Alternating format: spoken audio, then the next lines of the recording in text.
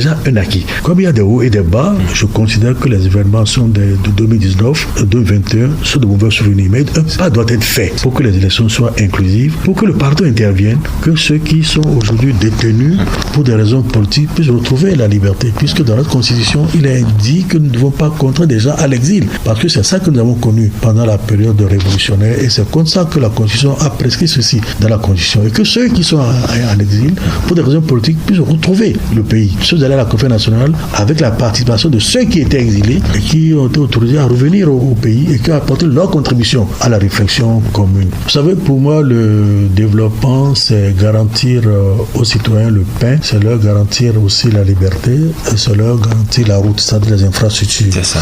Vous voyez que le Bénin change. Même avec le pouvoir actuel, il y a du point de vue des infrastructures beaucoup de changements. Et je crois qu'après le cas pénible de la période révolutionnaire où les salaires n'étaient pas payés, au moins les salaires sont aujourd'hui régulièrement payés. Ce qui veut dire que le pain est plus ou moins garanti. Mais il faut que la prospérité soit collective, que ce ne soit pas simplement quelques privilégiés qui s'approprient les richesses de la République. Il faut que cela se ressente au niveau de la population. Professeur Olo, vous semblez dire que la prospérité n'est peut-être pas partagée. Il est vrai, aujourd'hui, il y a l'Arche, comme il y a eu le RAMU à un moment donné, le régime d'assurance maladie et universelle, pour permettre aux citoyens d'avoir le minimum vital pour se sentir à l'aise. Donc c'est un constat qui est évident. Vous savez, dans certains pays développés, le niveau des salaires, c'est de 1 à 5. Vous apprenez au Bénin que des gens gagnent 15 millions, 8 millions, alors que le SMIC est à 52 000 francs. Pourquoi ne pas diminuer les salaires du haut pour relever un peu plus les salaires du bas pour qu'il y ait un resserrement? Ce n'est pas une répartition forcément équitable parce que ça dépend de la qualité de vos prestations pour la République. Ça, il faudra aussi en tenir compte. Mais nous allons qu'ils aient les moyens d'avoir le minimum pour se sentir à l'aise. Mais il faut que nous fassions l'effort de nous considérer non pas comme des adversaires ni des ennemis, mais comme des frères n'ayant pas peut-être la même vision des choses. Et c'est le dialogue qui nous permettra de trouver le consensus. Voilà pourquoi je suis peiné pour ceux qui, pour des raisons politiques, sont détenus. Et j'ai toujours prié et plaidé pour qu'ils retrouvent leur liberté, et qu'ils continuent à contribuer au développement du pays. Sachez-moi, c'était une question de principe.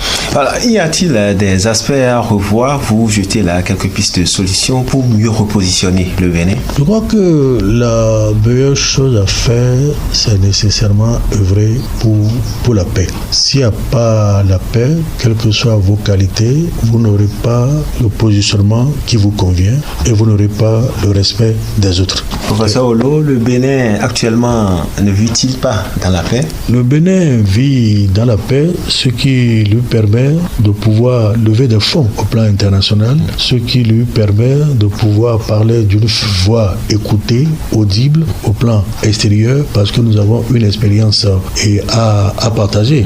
Nous n'aurions pas cette visibilité. Et la paix est le produit de la mise en œuvre et le respect des exigences de l'état de droit et de la démocratie au Bénin. Alors, on sent le président de la République donner une réponse structurelle à la demande sociale à travers sa politique hautement sociale, la politique donc du hautement social. Comment analysez-vous les actions, des décisions du gouvernement dans ce sens jusque-là?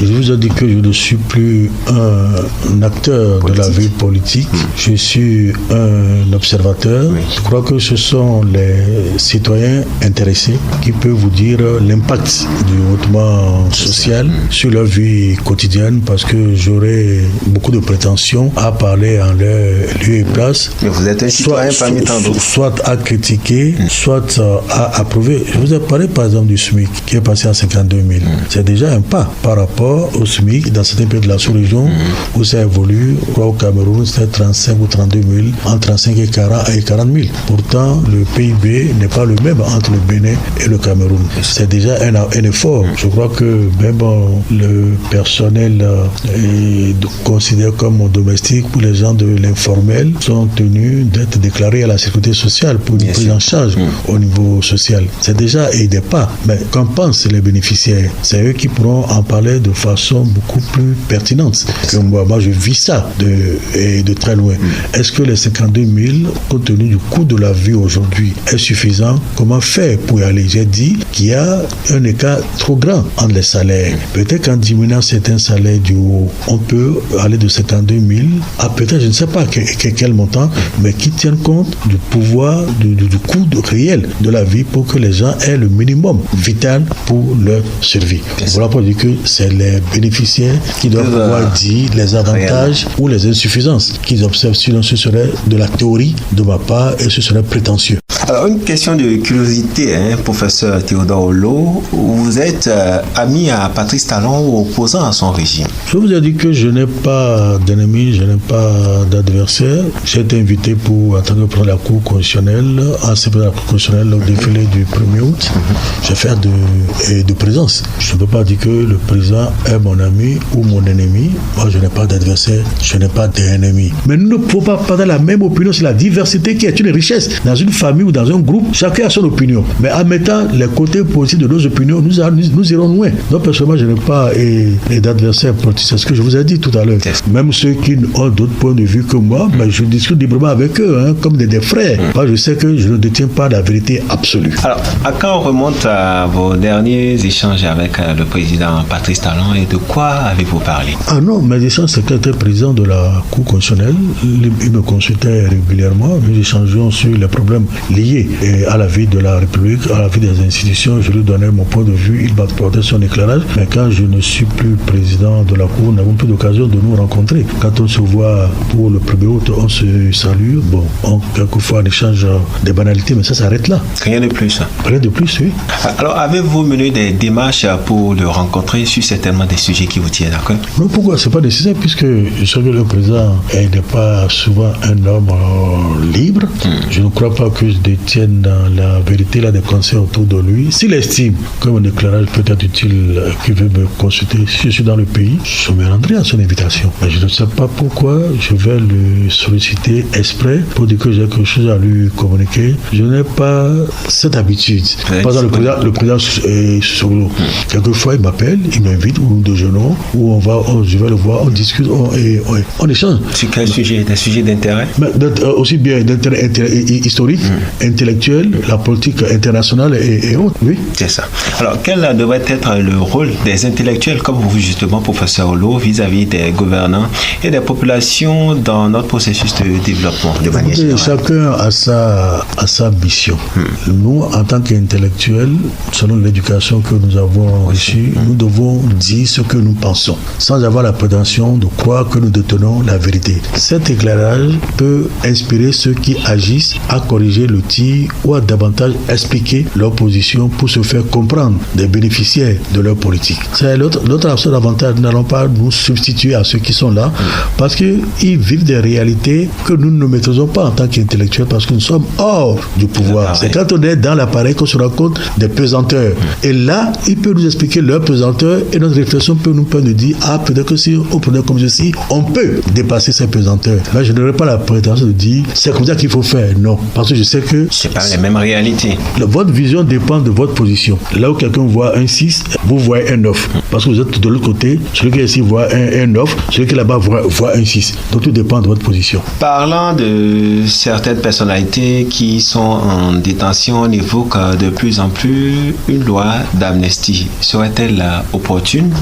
C'est l'amnistie qui est le plus indiqué. Parce que l'amnistie efface la peine. Ça ne figure plus au casier judiciaire. Or, la grâce interrompt l'exécution de la peine, mais n'efface pas la peine qui demeure inscrite au casier judiciaire. Si ceux-là sont graciés, et le président Gbagbo en a fait l'expérience avec la casse de la BCAO à Bouaké, il a été gracié, vous avez bien vu qu'il n'a pas été inscrit sur la liste électorale, parce que la peine n'a pas été effacée. La grâce n'efface pas la peine. Or, l'amnistie efface la peine. Donc, le mieux indiqué, c'est l'amnistie, de mon point de vue. Alors, pensez-vous que cela pourrait réellement décrisper l'atmosphère sociopolitique au Bénin? On ne sait pas si on ne sait pas. Donc il faut essayer. Et je pense que ça doit y contribuer parce que ceux qui sont en prison ont des amis, ont des familles. Quelquefois, les familles sont disloquées. Il faut en tenir compte. Et ceux-là qui ont des familles, des sympathisants, ont des positions hostiles au pouvoir, qui créent cette condition difficile à leurs fils, à leurs frères ou à leurs amis. Peut-être qu'ils ne verront pas les côtés positifs, ils ne seront braqués que les aspects positifs au regard de leur vécu quotidien. Voilà pourquoi pourquoi l'amnistie participe de la décrispation. Et vous avez une expérience à la Conférence nationale. Tous ceux qui ont participé venus de l'extérieur, les personnalités venues de l'extérieur, étaient des exilés politiques. Et vous avez vu que ça a été une atmosphère de détente. Nous avons recherché ensemble le compromis utile pour préserver la paix et la stabilité dans le pays. Et depuis 90, même quand on perd les élections, mais on s'en va, la vie continue. Certains, à contrario, pensent que user d'amnistie serait faire la promotion sans doute de l'impunité. Votre avis sur le sujet, professeur Olo? L'impunité par rapport à quoi? Quel est le crime qu'ils ont commis? Ils ont tiré sur des gens. Lorsqu'on parle de terroristes, c'est parce qu'ils ont cassé des maisons, ils ont tiré sur des gens. Vous pouvez me citer quelqu'un qui a été tué par l'un d'entre eux pour qu'on puisse dire qu'il y aurait impunité. Vous allez me dire un bâtiment public qu'ils ont essayé d'incendier pour qu'on me dise qu'il y a impunité. Voulons-nous la paix ou voulons-nous la guerre? Je vous ai dit que moi je suis partisan de la paix. Je ne veux pas la guerre. Et pour préserver la paix, il faut que les gens recouvrent leur liberté. Sinon, nous créons des tensions. On ne sait pas quand est-ce que cela va exploser. Et je ne souhaite pas que ça explose.